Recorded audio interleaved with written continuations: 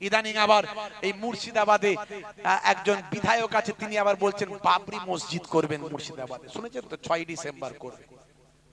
6 তারিখ, ডিসেম্বরের 6 তারিখ বলছে বিশাল নাকি বাবরি মসজিদ হবে। জানি না মসজিদ, বাবরি মসজিদ হয়ে কি মুসলমানদের লাভ হবে আমি জানি না। এমনি তো আমাদের গ্রামের মসজিদগুলোতে নামাজি ভর্তি হচ্ছে না, আবার বাবরি মসজিদ করে নামাজি ভর্তি করবে। আর ভালোবেসে হচ্ছে না, রাজনীতি করে হচ্ছে, আল্লাহ জানে। এটা রাজনীতির জন্য মসজিদ হচ্ছে না, ভালো করে হচ্ছে।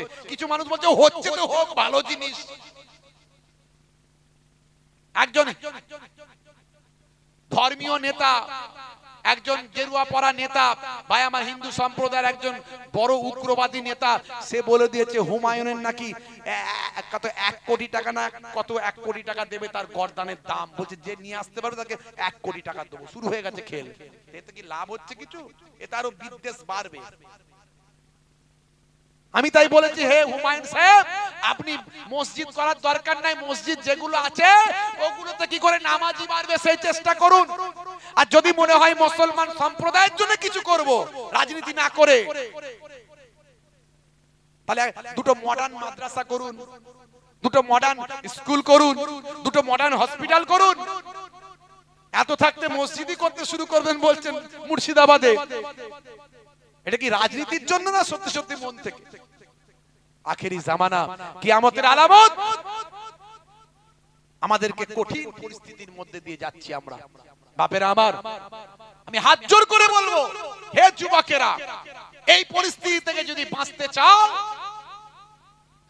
একটাই তোমার রাস্তা আছে, সেটা হলো আল্লাহ এবং রাসূলের রাস্তা।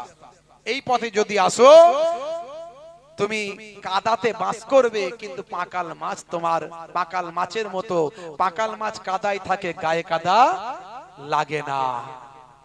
এই কঠিন পরিস্থিতির মধ্যে আমরা আছি। যারা বলে মুসলমানদের ভারত থেকে তাড়াবো, কিছু একটা সাম্প্রদায়িক দলের কিছু নেতা বেরিয়েছে এখন, দেখবেন ঘন ঘন শুধু ইসলামের বিরুদ্ধে, নবীর বিরুদ্ধে, আল্লাহর বিরুদ্ধে, কোরআনের বিরুদ্ধে, মুসলমানের বিরুদ্ধে বলছে না বলেনি? বলেন, যেটা বলেন বলছে না বলেনি?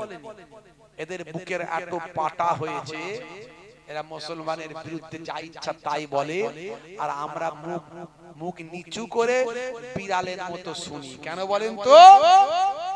ওরা আমাদের ক্ষমতা বুঝে নিয়েছে যে মুসলমান আর এক নাই, এদের ভেঙে টুকরো টুকরো করে দিয়েছি। ওরা আগে নিজেদের ঘর সামলাক, তবে আমাদের বিরুদ্ধে প্রতিবাদ করবে। কথা ঠিক না ভুল বলেন? মুসলমানের ভিতরে কত দল একবার ভাবুন, কত দল একবার চিন্তা করুন। এক মুসলমান বিপদে পড়লে অন্য মুসলমান পাশে দাঁড়াচ্ছে না। এর থেকে দুর্ভাগ্য আর কিছু আছে? রাস্তাঘাটে আমাদের অপমানিত হতে হয়, লাঞ্ছিত হতে হয়। মুসলমানকে আজকে ধরে মারছে, ধরছে। এই দুর্গাপুরে আপনারা দেখেছেন, মুরব্বি বয়স্ক চাচাগুলোকে দাঁড়ি ধরে তাদেরকে অপমান করেছে, লাঞ্ছনা করেছে। এর থেকে কি আমাদের এখনো জ্ঞান হয়নি? ওই সমস্ত মুসলিম নেতা, লিডার, যারা নামধারী লিডার সেজে আছে, তারা এখনো কি ঐক্যবদ্ধ হওয়ার চেষ্টা করছে না? এই ওয়াকাফের সম্পত্তি আমাদের হাতছাড়া হতে চলেছে। আমরা সুপ্রিম কোর্টে মামলা করেছি, করে এখনো রুখে রেখেছি। আপনাদের এই ভাই, আমি নিজেও মামলা করে এসেছি সুপ্রিম কোর্টে, আপনারা জানেন। লেকচারার্স অ্যাসোসিয়েশন অফ বেঙ্গলের আলেম ওলামা বক্তা হুজুরদের নিয়ে আমাদের একটা সংগঠন আছে। অনেক সংগঠন গিয়ে মামলা করেছে, আমরাও গিয়ে মামলা করেছি। আমি নিজে ছিলাম, মামলা করতে গিয়েছিলাম। এখনো পর্যন্ত আইন পাস হয়েছে, কিন্তু সুপ্রিম কোর্টে এখনো ঝুলে আছে। মামলার রায় এখনো ক্লিয়ার হয়নি, শুনানি চলছে। আলহামদুলিল্লাহ বেশ কয়েকবার শুনানি হয়েছে। সেই শুনানিতে যে রায়গুলো দেয়া হয়েছে, যেগুলো শুনানিতে বলা হয়েছে, সেগুলো আমরা যেটা চেয়েছি সেগুলোই বলা হয়েছে। আমাদের পক্ষে আছে। এটা তলোয়ারের জন্য, এটা বোমবারুদের শক্তি নয়, এটা হলো কলমের শক্তি, এটা হলো জ্ঞানের শক্তি, সংবিধানের পাওয়ার আর আল্লাহর রহমত। তবে আমরা রাখতে পারবো কি ওয়াকফ? রাখতে পারবো না, পারবো না। আমাদের নিজেদের মধ্যে ঠিক নাই। 5ই ডিসেম্বর পর্যন্ত ডেট দিয়েছে সুপ্রিম কোর্ট। যে উমিদ বলে একটা পোর্টাল আছে, উমিদ পোর্টাল। এই পোর্টালে যত পশ্চিমবঙ্গের সারা ভারতবর্ষের যত ওয়াকাফের সম্পত্তি আছে সব উমিদ পোর্টালের ভিতরে ঢুকিয়ে দাও। যেগুলো ঢোকানো হবে সেগুলো বুঝবো ওয়াকাফের সম্পত্তি, আর না ঢোকালি বোঝা যাবে ওগুলো ওয়াকাফের সম্পত্তি নয়। ঢোকাবে কে? এই উমিদ পোর্টালে আপলোডটা করবে কে? আমি আপনি করব? আমরা কি বুঝি? করবে ওয়াকাফ বোর্ড। তাদের যদি চেষ্টা না থাকে গেল আমার আপনার পূর্বপুরুষের রেখে যাওয়া সম্পত্তি। কারো 50 বিঘে ছিল, আল্লাহওয়ালা মানুষ, আল্লাহর জান্নাতের আশা তার আছে, গরিব দুস্থ অসহায় মানুষের জন্য মন কাঁদে। মুসলমানরা ভারতবর্ষে পিছিয়ে পড়া একটা জাতি, যারা এখনো শিক্ষায় দীক্ষায় অনেক পিছিয়ে, যারা এখনো সমানভাবে এগোতে পারে না। চাকরিতে মাত্র 2% পশ্চিমবঙ্গে, 100 জনের 2 জন। সারা ভারতবর্ষের ডিপার্টমেন্টগুলোতে দেখুন মুসলমান আছে কই? মুসলমানের দরদ দেখানোর লোক অনেক বেরিয়ে যায়, কিন্তু কাজের বেলায় কেউ নাই। হ্যাঁ, কাজের বেলায় কেউ নাই।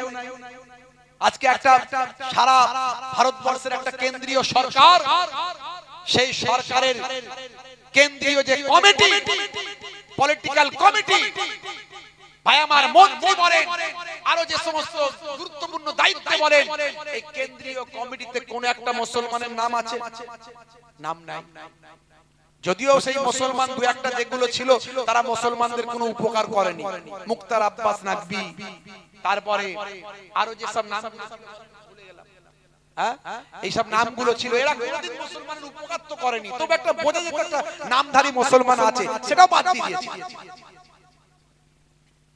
সারা ভারতবর্ষের প্রত্যেকটা রাজ্যের মুখ্যমন্ত্রী অমুসলিম হিন্দু ভাই, রাজ্যপাল, উপমুখ্যমন্ত্রী, প্রত্যেকটা জেলার যারা ডিএম আছে, ম্যাক্সিমাম 95%। তারপরও তো কিছু মানুষ প্রচার করছে হিন্দু খাতরে মে হ্যায়। কি করে ভাই? ভারতবর্ষে 100 জনের 14 জন মাত্র মুসলমান, আর 86 জন হিন্দু সম্প্রদায়ের মানুষ। এই 14 জন, এই 86 জনকে কিভাবে খাতরায় ফেলে দিচ্ছে? মানুষকে বোকা বানাচ্ছ।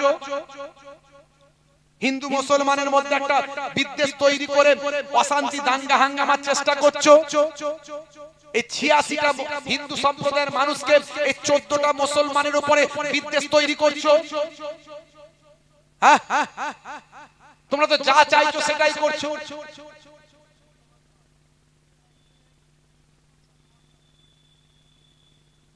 তোমরা যা চাইছো সেটাই করছো।